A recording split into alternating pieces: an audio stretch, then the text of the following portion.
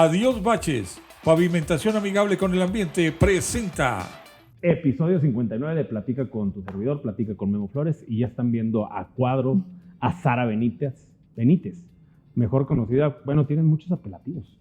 Sí, muchos. Mi Sari, Historia Chiquita, también Mariana, de todo me dicen. Reconocida a nivel nacional e internacional por llevar la historia a nichos que pocos podemos o se puede que lleguen, ¿no?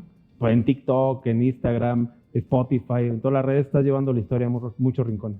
Sí, pues sí, la verdad es que a mí me gusta mucho la historia, sobre todo me ha preocupado mucho que a la gente le interese entenderla como una disciplina que va más allá de lo que hacemos los historiadores en la academia y para que pues también les dé un poco más de sentido en su presente a las personas. Quería platicar contigo de un valor que es la empatía. Sí. O sea, ¿crees que la empatía es un valor en decadencia en México? Pues creo que no puedo hablar de manera global, hablando en el sentido de global como la República Mexicana, porque pues no conozco todos los estados y creo que sí hay lugares dentro del país que hay gente más empática que otra, pero sobre todo en mi experiencia personal en la Ciudad de México, sí he sentido que la empatía va en declive. Sí, creo que poco a poco como que hemos dejado de poner atención a lo que le pasan a las demás personas. Sí, te tocaba el tema de la empatía por algunos proyectos que tienen que ver con el periodismo, que es un tema que a mí me apasiona. Hemos sufrido la persecución del poder y tú has estado colaborando o detrás de algunos proyectos para dignificar el trabajo periodístico y no olvidarnos del trabajo periodístico, porque fallece el periodista y fallece su historia muchas veces. Sí, bueno, pues un poco este proyecto es encabezado por mi queridísima amiga y la directora ejecutiva de Defensores de la Democracia, Alejandra Ibarra Chaul, y Alejandra fue quien creó primero Democracy Fighters, que después se convirtió en Defensores de la Democracia. Y en un principio, pues como yo me gusta el mundo de las redes sociales, ella me pidió que le ayudara a hacerle divulgación a la primera temporada del podcast que se hizo en Defensores, que se llama Voces Silenciadas, que cuenta la historia de Nevid Condes Jaramillo, un periodista de Tejupilco, de Tierra Caliente, que fue asesinado de una manera muy tormentosa. De Miroslava también, ¿no? Ajá, y bueno, un poco lo que hicimos más bien ella fue quien llevó casi toda la batuta del podcast. Yo le ayudé en esa primera temporada a hacer las bitácoras de ese podcast. Cuando uno escucha un podcast, también existen como materiales adicionales que pueden interesarle a quien está haciendo el podescucha. Entonces yo lo que ayudé fue un poco en hacer las bitácoras de más enlaces, imágenes, mapas que podrían ayudarle a quien estuviera escuchando ese podcast y los episodios a investigar más a fondo sobre Nevid y sobre Tierra Caliente. Y también estuve un poco trabajando con ella en la parte que es la más fundamental de la organización, que es precisamente el archivo, que se encarga de recuperar todos los trabajos de los periodistas que han sido asesinados desde el año 2000 a la fecha en condiciones pues, de trabajo. Y la preocupación más que nada es que a veces cuando estos periodistas de medios locales fallecen o son asesinados o desaparecen, pues muchas veces se recuerda más su muerte que el trabajo que realizaron. Justamente la labor que queremos hacer es desmentir esto. O sea, son periodistas que están haciendo su trabajo y no necesariamente estaban metidos en algo. O sea, simplemente estaban haciendo su trabajo, ¿no? Entonces, un poco es rescatar esa parte de esa vida, de lo que realizaban, su obra, lo que documentaban, lo que ellos querían compartir y pues obviamente esa es nuestra preocupación. Oye, Sara, ¿cómo le haces para mezclar estar hablando de un tema tan denso como asesinatos de periodistas y luego hablar de Historia Chiquita y llevar la historia de una manera tan amena a tantos círculos sociales que a veces les da flojera la historia?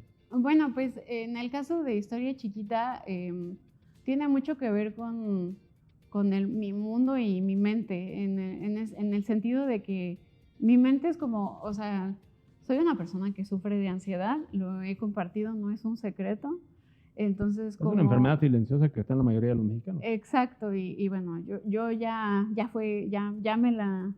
Antes decía, ay, creo que soy un poco ansiosa, pero ya tuve que ir a un médico y el médico me No hay dijo... poca, ¿eres o no eres? Me dijo, tienes trastorno de ansiedad y pues, se trata con terapia y con estar constantemente haciendo ejercicio y ese tipo de cosas, ¿no?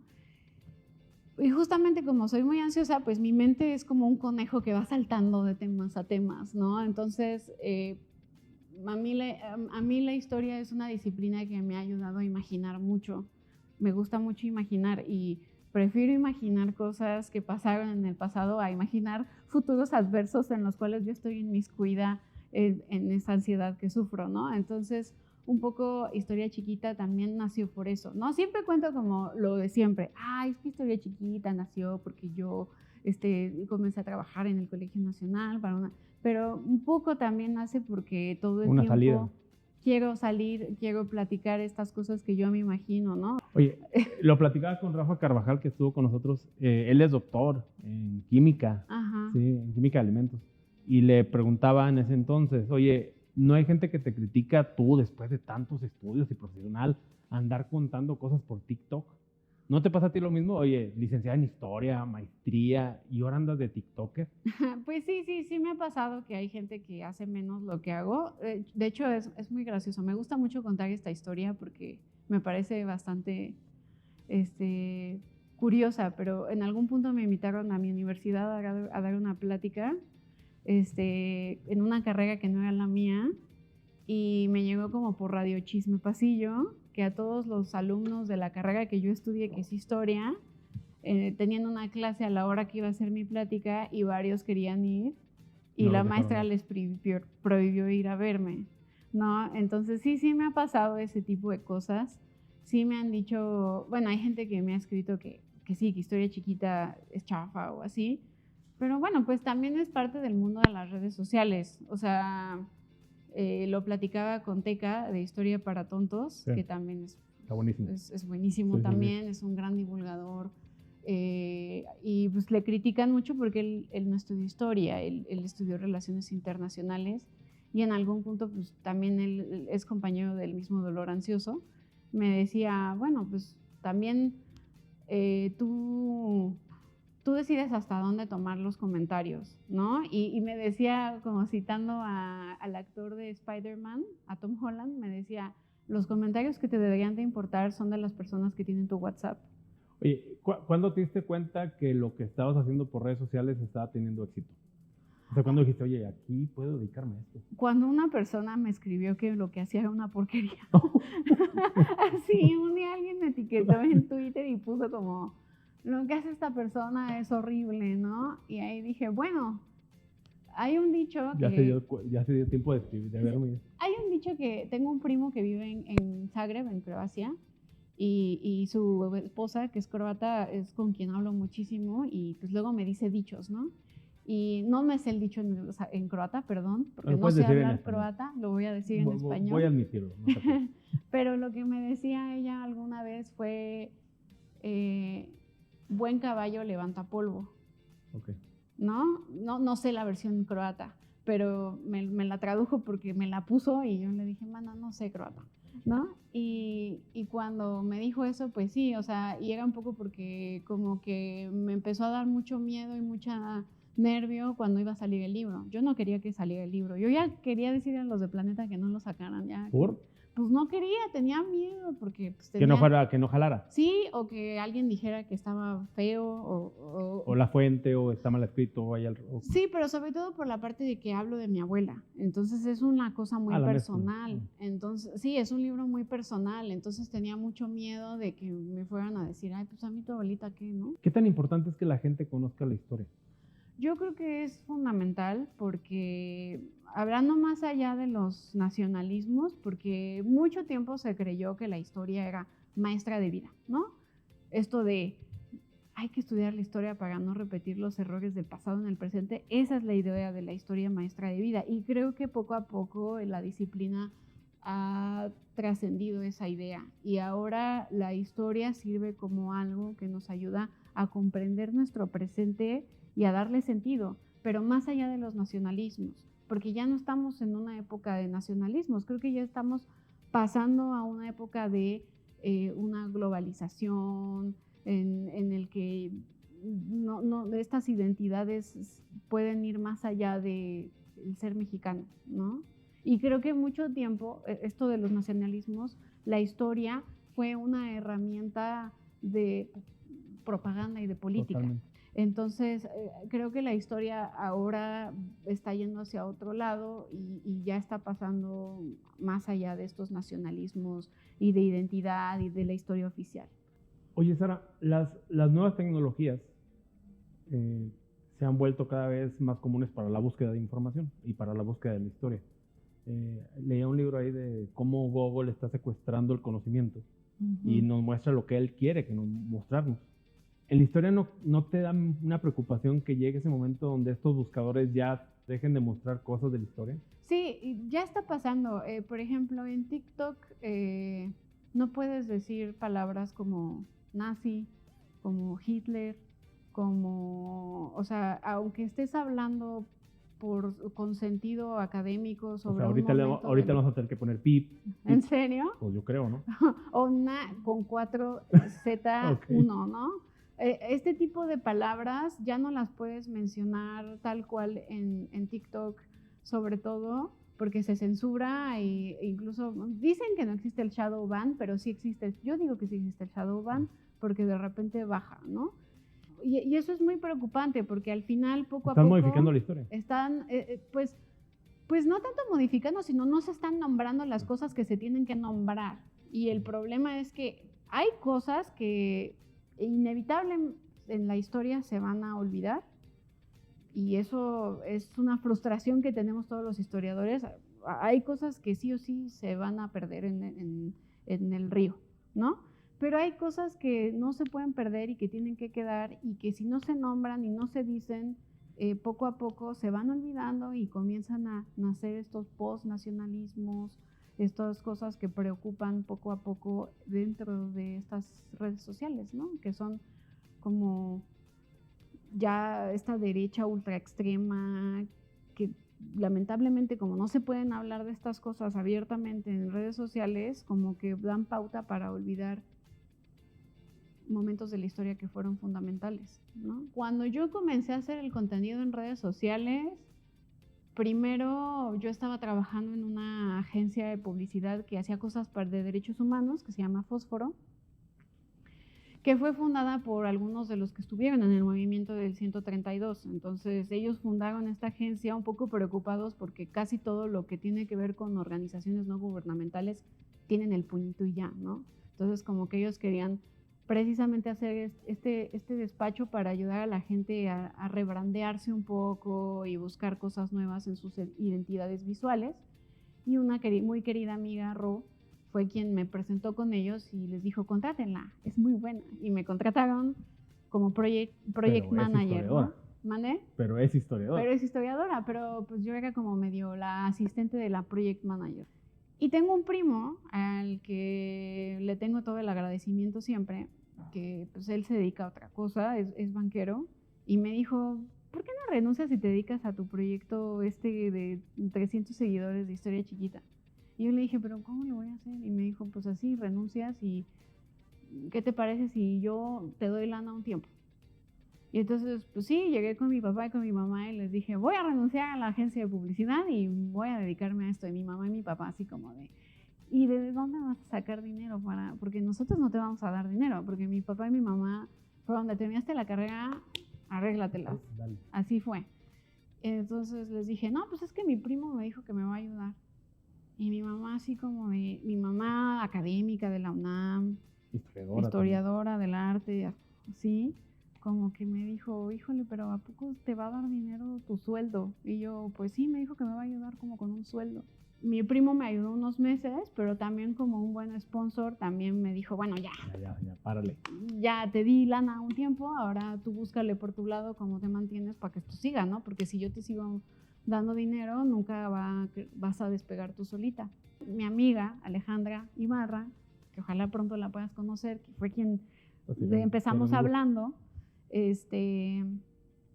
Ale un día llegó y me dijo, ¿cómo le haces para que Historia Chiquita sobreviva? O sea, porque ella pensaba que pues yo bajaba fondos de algún lado. Sí, te fondeaba un organismo mundial. Exacto, algo así. Artículo así 19. Sí, o Open Society, ¿no? Sí, Algo así, ¿no? Y yo le dije, pues de la beca Sara Mariana Benítez Sierra.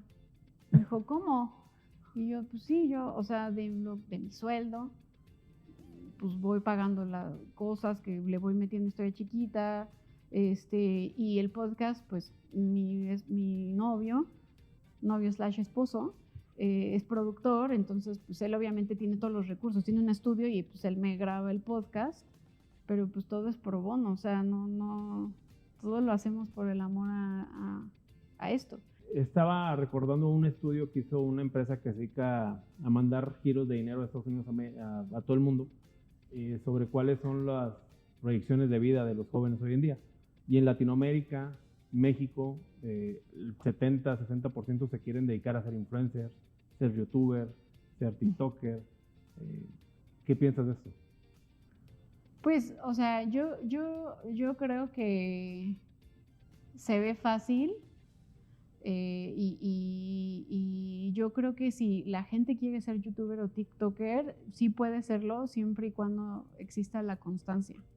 O sea, yo sí pienso que es una cosa de mucha constancia, porque no es solo de, voy a ser youtuber y hago un video y luego me olvido del canal 30 años y luego regreso otra vez. Eso es lo que... No, pero a mí... O sea, no verlo como la salida fácil.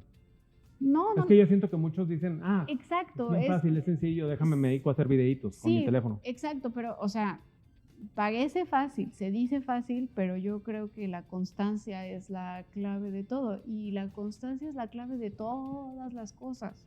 O sea, no solo de ser youtuber, es de hacer una carrera en de licenciatura en algo, lo que sea, o en ingeniería, o ser médico. Todos comparten la constancia, ¿no? Lamentablemente también existe algo más, ¿no? Y no hay que no nombrarlo, porque está aquí, es un elefante gigante, no como este tan bonito. Está chiquito. Que es que, pues sí, también hay y hay que aceptarlo, también hay un poco de privilegio en ese mundo, en el mundo del youtuberismo, ¿no? Hay privilegios de ciertas personas, ¿no? Ciertas personas. O sea, por ejemplo, yo ya tengo un privilegio, soy una mujer blanca, ¿no? Y hay más youtubers y tiktokers que también tienen ciertos privilegios que han hecho que también crezcan, ¿no? Si quieren ser youtubers, pues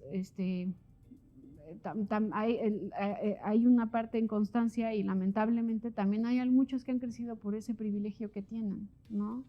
Pero pues es que es muy complicado ese mundo. Oye, ¿cómo te gustaría a ti pasar a la historia? Pues yo creo que como la contadora de historias. Eso es lo que a mí me gustaría, que la gente me recuerde como una persona que le gusta contar historias, como una persona que le gusta divulgar la historia y que ha hecho que más personas se interesen por entender y estudiar la disciplina. ¿Qué viene para ti? ¿Qué es lo que sigue después de Historia Chiquita? Dijiste que ya no ibas a escribir otro libro de esos, pero se me hace que sí, se me hace que no. No, pues probablemente si todo sale bien, pues sí, yo creo que sí me gustaría escribir otro libro, porque el primero es mucho sobre la familia de mi mamá, porque evidentemente crecí con mi abuela materna y mi abuelo materno muy de cerca, pero el último capítulo del libro, no estoy spoileando nada, el último capítulo habla mucho acerca de Tepito, que es del lado de la familia de mi papá. Y entonces marca un poco como esta parte de hablar también del lado de mi papá, porque pues hay muchas historias que contar también. Un hermano de mi papá que se fue a vivir a Estados Unidos en los años 50, que uno pensaría que era parte de los braceros, pero no, o sea, se fue. Te iba a preguntar si era de los braceros. No, pero se fue. Y también, bueno, me ha contado muchas cosas, historias. Entonces hay también historias ahí, y hay capítulos y hay cosas nuevas que contar. Entonces a mí me gustaría muchísimo que pronto se pueda escribir ese otro libro. Y ahorita pues estoy retomando el podcast. Lo dejé abandonado por la muerte de mi abuela, pero pues una amiga muy querida que se llama Susana Medina fue quien me dijo, bueno, ya ponte a hacer algo, y me puse a hacer el podcast de nuevo, y ahora lo estoy haciendo semanal, y ha sido muy divertido y me la estoy pasando muy bien, y le he perdido el miedo como a equivocarme. Y mi otro proyecto es pues hacer el doctorado. Quiero hacer mi doctorado también. Muy bien, Sara. Te agradezco mucho que te hayas dado tiempo de venir conmigo. No, gracias a ti por la invitación. Estoy muy feliz. Yo tenía muchas ganas de estar aquí. Está padre la Ver imagen, ¿no? la vista, sí, me emocionaba mucho. A tu espalda, aparte de aquel avión que se ve a lo lejos, está la Sierra de Zapalinamé, el principal pulmón que tenemos aquí en la región sureste. Pues sí, yo venía desde el carro diciéndole a todos, ya quiero ir, es que sí quiero ver la vista, se ve increíble, porque yo la veía en TikTok, entonces yo decía, tengo muchas ganas de ver el estudio. Muchas gracias. A ti será por venir. Vamos.